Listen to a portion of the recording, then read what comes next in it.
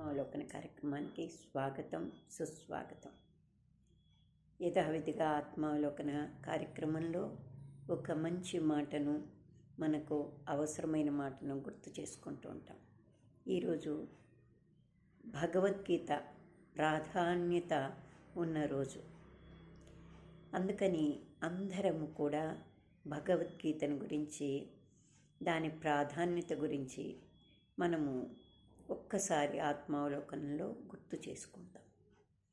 ఎంతోమంది మహానుభావులు ప్రతి దినము యజ్ఞంలాగా భగవద్గీతను బోధిస్తూనే ఉన్నారు, దాని విలువలు చెప్తూనే ఉన్నారు, గీత యొక్క ప్రాధాన్యతను మనకు వివరిస్తూనే ఉన్నారు.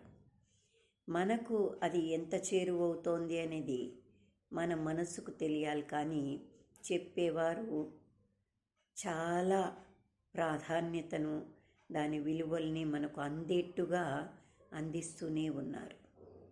ఈరోజు మనము ఒక్కసారి ఆత్మావలోకనంలో తిరిగి, ఈరోజు మహత్తరమైన రోజు కాబట్టి ఒక్కసారి మనకు ఎలా అది అన్వయింపబడుతుంది అనేది గుర్తు చేసుకుందాం. అతి సామాన్యులుగా, నేను చాలా అతి జ్ఞానవంతురాలనే కాదు, సామాన్యమైనటువంటి వ్యక్తిని, కానీ నా వృత్తి ఏదైనా కానీ వీటి మీద నాకు ఎక్కువగా మక్కువ ఉండడం వల్ల దీన్ని కూడా నేను ఎప్పుడూ మన ఆత్మావలోకనంలో గుర్తు చేసుకుంటూ ఉంటాం. అంటే ఇలాంటి విషయాలను కూడా అన్నిటినీ, అంతేగాని జ్ఞానం ఎక్కువ ఉండి కాదు. భగవద్గీత అనేది ఏదో వేదాంతమైంది కాదు, అది మన జీవన ప్రయాణానికి మనకు ఉపయోగపడేటువంటి బాట, అంత మాత్రమే. అలా తీసుకున్నట్లయితే ప్రతి ఒక్క, అంటే దైవ పెద్ద జ్ఞానం లేకపోయినా, లేదు పురాణాల మీద పట్టు లేకపోయినా, మన నిత్య జీవితంలో మనకు తెలియకుండానే ఆ గీత మనకు బాట వేస్తుంది. అది శాంతికి, ప్రశాంతతకు, మనస్ నిబ్బరానికి, మన కర్మ చేయడానికి మనకు శక్తిని ఇచ్చేటువంటిది భగవద్గీత. అది మన ఈ నుదిటి గీతనే మార్చేయగలిగిన శక్తి ఉన్నది. ఎందుకంటున్నాను అంటే, దాంట్లో భగవద్గీత అర్జునుడికి చెప్పారు కదా. ఆ గీత చెప్పినప్పుడు ఆయన ఏ సమయంలో చెప్పారు? ఆయన నిరుత్సాహంగా ఉన్న సమయంలో, నిస్సత్తువుగా ఉన్న సమయంలో, మనసు అలజడిగా ఉన్న సమయంలో, ఏ పని నేను చేయలేను ఈ పని అని చాలా, అంటే మనసు డల్గా ఉన్న సమయంలో ఆయన భగవద్గీతను బోధించారు. అది అర్జున్ని అడ్డం పెట్టుకొని ప్రజలందరికీ కూడా మార్గదర్శకంగా ఉంటే, ప్రతి జీవికి కష్టాలు ఉంటాయి, కానీ మీరు ఈ విధంగా దాన్ని అన్వయించుకొని ప్రతి ఒక్కరూ బాగా ఉండడానికి ప్రయత్నం చేయండి అని చెప్పినట్టుగా మనకు అందించారు. ఇప్పుడు విష్ణు సహస్రనామము అంతే. అంటే ఒకరికి చెప్తూనే మనకు మానవులకు ఎన్ని ఉన్నా మళ్ళీ ఆ నిరుత్సాహంలో ఉన్నప్పుడు ఒక శక్తిగా మారేవి ఇలాంటి సందేశాలే. అలా దానిలో ఒక ప్రాధాన్యత సంతరించుకున్నదే భగవద్గీత. ఈ గీత అర్జునుడు కాదు, ఆయనకి ఏం చెప్పారు? మొత్తం గీత మనకు ఎన్ని శ్లోకాలు ఉన్నప్పటికీ కూడా ఒక్కొక్కటి ఒక్కొక్క విధంగా, అంటే దాన్ని ఎట్లా సముపార్జన, మనము భక్తి వైపు మళ్ళాలి. మనకు ఒక ఎన్నిట్లో ఉన్నా కూడా మనమేంటి అనేది తెలియాలి అంటే ఒక్కొక్క మెట్టు ఎక్కండి. అంటే మొదట ఏది తెలీదు పసిపిల్లలు, అప్పుడు చిన్న, అంటే మొదలు పెడతారనమాట. అలా మొదలయ్యి పరిపండిన, పక్వంగా మారినటువంటి పండులాగా మార్చడానికి ఈ భగవద్గీత ఉపయోగపడుతుంది. కానీ అందరము దాన్ని అందుకోలేము కాబట్టి మొత్తం భగవద్గీత అంతా కూడా ఒక కొద్ది పంక్తుల్లో మన మనస్సుకు తట్టినట్టయితే అది కూడా మనకు ఎంతో ప్రయోజనకారి అవుతుంది మన నిత్య జీవితంలో. అంటే ఎప్పుడైతే మనము మనస్సు నిరుత్సాహంగా ఉంటుందో, నువ్వు నిరుత్సాహపడకు, నేను వెనక ఉన్నాను, నువ్వు చేసే పని నీకు అందిన పని మాత్రమే చెయ్యి, నేను మిగతాదంతా నాకు వదిలే, నేను చూసుకుంటాను అని చెప్పే ఒకే ఒక ధైర్యాన్నిచ్చిన, శక్తినిచ్చిన మహాద్భుతమైన వ్యక్తి శ్రీకృష్ణ పరమాత్ముడు. ఆయన ఎందుకు అంటే కర్మ ఫలాన్ని నువ్వు అనుభవించాలి. ఏ జన్మలో ఏ ఇది ఉందో మనకు తెలియదు, కానీ జ్ఞానమున్న చేయగలిగినటువంటి మంచి 10 మందికి మాట వల్ల కానీ చేయి వల్ల కానీ దేనివల్లైనా చేయగలిగిన ఒకే ఒక జన్మ మానవ జన్మ, అది గుర్తు పెట్టుకోండి అన్నట్టుగా భగవంతుడు ఏం చెప్తున్నాడంటే, నీవు చేసే పని చెయ్యి, ప్రతిఫల అపేక్ష ఉంచుకోవాకు. అది ఉన్నప్పుడు నిన్ను మదన వైపు, బాధ వైపు, కష్టం వైపు నడిపిస్తుంది. అందుకని ఆ ఫలాన్ని నువ్వు ఆశించకుండా నీకు ఏది ఇవ్వాలో ఆయన ఇస్తాడు అని భావించినప్పుడు ఈ బాధకు, ఈ కష్టానికి, ఈ లోటుకి అన్నిటికీ మనము కాదు కర్తలం. మనకు ఏం జరగాలో అది ఇస్తాడు ఆయన అనే ఒక ట్రాన్స్ఫర్, మన బాధను పక్క వ్యక్తికి ట్రాన్స్ఫర్ చేసినట్టు. ఇప్పుడు చిన్నప్పుడు పిల్లలం ఉంటాము, ఏం చేస్తాం?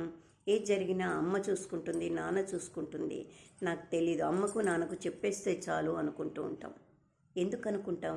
వాళ్ళు మన గురించి ఖచ్చితంగా ఆలోచిస్తారు, మన మంచినే వాళ్ళు ఎప్పుడూ నిరంతరం మనసులో పెట్టుకొని ఉంటారు, కష్టం వాళ్ళు తీసుకుంటారు, మనకు ఇబ్బందిని తొలగిస్తారు అనే నమ్మకం. అందువల్ల అలా జరుగుతూ ఉంటుంది. అలాంటిదే భగవత్ స్వరూపం.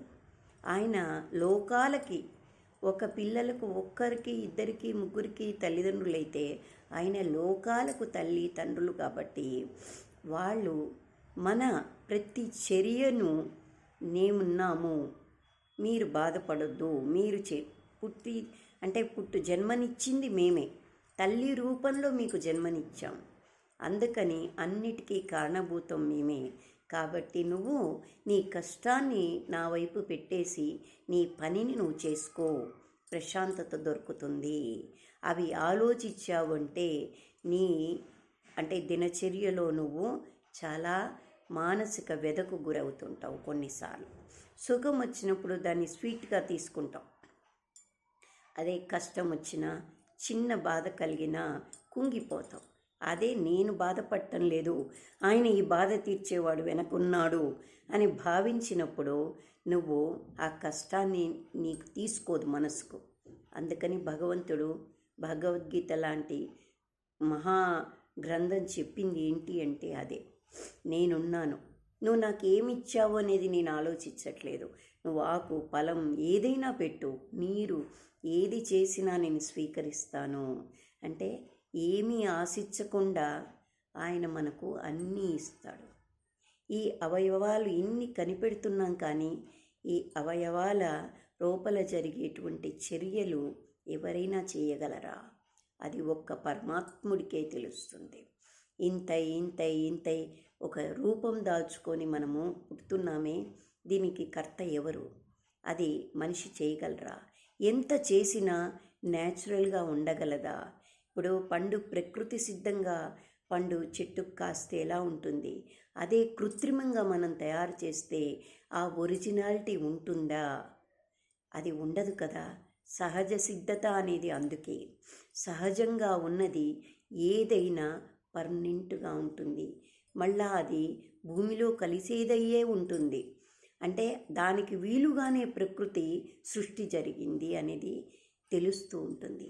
అంటే మనం లోతుకు వెళ్ళం కాబట్టి మనమే చేస్తున్నాం, మన గుండానే జరుగుతోంది, ఇది ఇంకా మనం కొత్తగా చేశాము అనుకుంటున్నాం. కానీ సహజ సిద్ధత అనేది వేరు. ఏ సహజానికి విరుద్ధంగా కొంత జరిగినా లోపంగానే ఉంటుంది. అందుకని పరమాత్ముడు ఈరోజు మనం ఈ భగవద్గీత గురించి తెలుసుకుంటున్నాం కాబట్టి, భగవద్గీత అనేది ఎప్పుడూ విరాగిగా వైరాగ్యంగా ఏది చేసుకోకుండా ఉండమని కృష్ణ పరమాత్ముడు ఎప్పుడూ చెప్పలేదు. ఆయన లీలల్లో కూడా పసితనాన్ని, బాల్యాన్ని చూపించాడు. రాముడు చూపించాడు, కృష్ణుడు చూపించాడు. ఎవరైనా పరమాత్ముడు అనేవాడు ఆయన పసితనాన్ని కూడా ఎంతో అందంగా, అల్లరిగా, అంటే తల్లిదండ్రులు మురిపిచ్చేలాగా ఎప్పుడూ ఆనందాన్ని క్రియేట్ చేశాడు ఆయన. అందుకని అవి వదులుకోమని ఇక్కడ చెప్పలేదు. అందుకే ఆయన కన్న తల్లి అయినా, పెంచిన తల్లి అయినా, ఏదైనా తల్లి మమకారమే అని చూపించడానికి 2 రకాలుగా అటు ఇద్దరు తల్లుల ముద్దుల బిడ్డగా పెరిగాడు ఆ మహాత్ముడు. అంటే ఆయన లీలలు ఎంత అద్భుతమో చూడండి. ఇప్పుడు గోపికలు అంటారు, ఇంతమంది ఉన్నారు అంటారు. ఎంతమంది ఉన్నా ఆయన శరణు కోరారు, ఆత్మ సమర్పణ చేశారంటే ఇష్టంతో ఆయన్ని కోరితే ఎవరిని కాదనరు. నా మనిషి అనే భావిస్తాడు. అంటే అది గుర్తించండి. ఇంతమంది ఉన్నారు, ఇంతమందికే సహాయం చేస్తాడు, వాళ్ళకే వెనక ఉంటాడు అని కాదు. ఎవ్వరు స్వామి అన్నారు అంటే వారికి నేనున్నాను అని చెప్పడానికి కొన్ని వేల మంది గోపికలు, కొన్ని వేల మంది జన్మల్లో కోరిన వాళ్ళకు కూడా మరో జన్మలో ఆయన తనకు చేరువుగా చేసుకున్నాడు.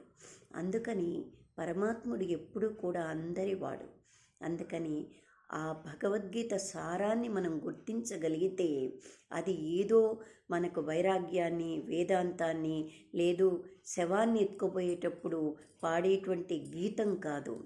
నిత్య జీవితంలో అనుక్షణం మన వెనువెంట ఉండి మనని సరియైన బాటలో నడిపిస్తూ ప్రశాంతమైన జీవితాన్ని, మనకు ఒక తోడున్నారు అని భరోసాను ఇచ్చేదే భగవద్గీత.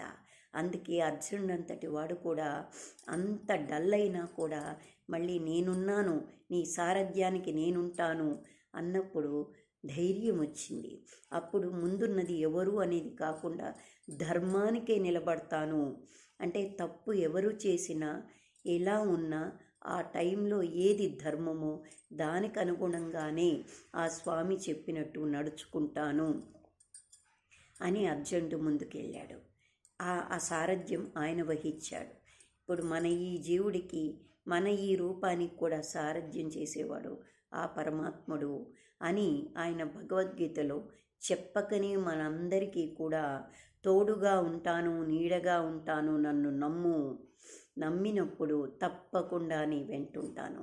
నమ్మకపోతే ఎవ్వరూ ఏం చేయలేరు కదా. ఇప్పుడు తల్లిదండ్రులనైనా నమ్మితేనే వారు నీకు చెప్పగలరు. నువ్వు చెప్పడం ఏంటి, నేను ఎందుకు చెయ్యాలి, నేనెందుకు ఇది కావాలి అంటే అది దానికి ఎవరు ఏం చేయలేరు కదా. అంటే నీ బుద్ధి కర్మానుసారిణి అంటావు కదా. బుద్ధి కర్మానుసారిణిగా పోతున్నప్పుడు నిన్ను నువ్వు బ్రేక్ చేసుకొని, అంటే ఫాస్ట్గా పోయే బండి లాంటిది, ఆ బ్రేక్ అనేది వేసుకొని బండిని కంట్రోల్లోకి తెచ్చుకొని మళ్ళీ సాఫ్ట్గా, ఫాస్ట్గా పోయినా పర్వాలే, కంట్రోల్గా పోవాలి అనేది మన బండి సాఫీగా ట్రావెల్ చేయాలంటే వాడవలసిన ఇది. అలానే ఇది కూడా అంతే. వినాలి, నేను విని బాగుపడాలి, నేను వాళ్ళ కోసం కాదు నా బాగు కోసం వాళ్ళు చెప్తున్నారు అని ఎప్పుడైతే నమ్ముతామో అది పూర్తిగా మనకు మంచి జరగడానికి ఎక్కువ అవకాశాలు ఉంటాయి. అలానే భగవంతుడు ఎక్కడున్నాడు, ఎవరి ఇదిలో ఉన్నాడు అంటే మంచి చెప్పేవాడిలోనే ఉన్నాడు భగవంతుడు, నీ మేలు కోరేవాడిలోనే ఉన్నాడు భగవంతుడు. అందుకని దేవుడే దిగి వస్తాడా అంటే నువ్వు అంత గొప్పవాడివి కాదు కదా మానవ జన్మలో. కానీ దేవుడే ఒక మానవ రూపంలో వచ్చి నిన్ను కాపాడుతాడు అనేది మాత్రం తథ్యం. అది ఎంత అంటే విపత్తైనా సరే ఆ విపత్తులో నిన్ను దాటియగలిగిన వాడు తప్పకుండా భగవంతుడే. అందుకని గొప్పవాళ్ళు ఎప్పుడు కూడా దాన్ని నమ్మారు. అంటే ధర్మాన్ని, ధర్మో రక్షిత అని ఎందుకు అన్నారంటే ఆ ధర్మం అంత గొప్పది కాబట్టి. ఆ ధర్మాన్ని నువ్వు నమ్మితే ఆ ధర్మం నిన్ను రక్షిస్తుంది అని చెప్పేదే మన భగవద్గీత. అందుకని మన గీతల్ని రాతల్ని మన భవిష్యత్తును మంచి దారిలో నడిపించగలిగినది భగవద్గీత.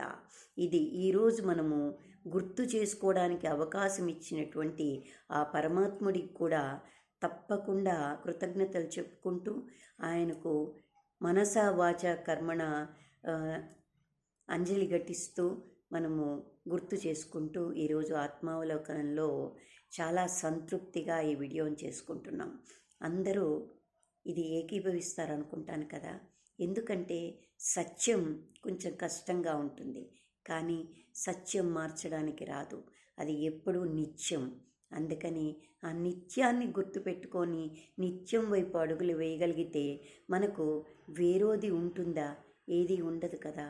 అందుకని ఎంత కష్టం వచ్చినా, ఎంత బాధ అనిపించినా, ఏ రకమైన లోటు ఉన్నా ఆ పరమాత్ముడికి నివేదించుకోవడము, ఆయనకు చెప్పుకోగలిగితే మనుషులు ఇంతున్న దాన్ని ఎక్కువ చేయగలరు, కానీ ఆయన అబ్జర్వ్ చేసుకొని మన కష్టాన్ని ఆయన గుర్తించగలడు.